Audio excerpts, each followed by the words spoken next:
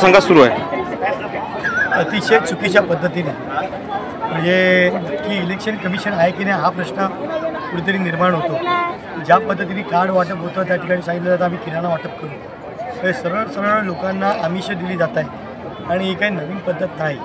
कारण पहिलेसुद्धा त्यांनी अशाच पद्धतीने जेव्हा हार त्यांना डोळ्यासमोर दिसते तर काही ना काही त्यांचे नवीन धतिंग सुरू होते। त्यातलाच हा प्रकार म्हणून जनता आज सुधारणे जनतेला सगळ्या गोष्टी कळतात आणि त्यामुळे जनतेची किती दिशाभूल करण्याचा प्रयत्न केला तरी जनता त्या गोष्टीकडे लक्ष देणार नाही।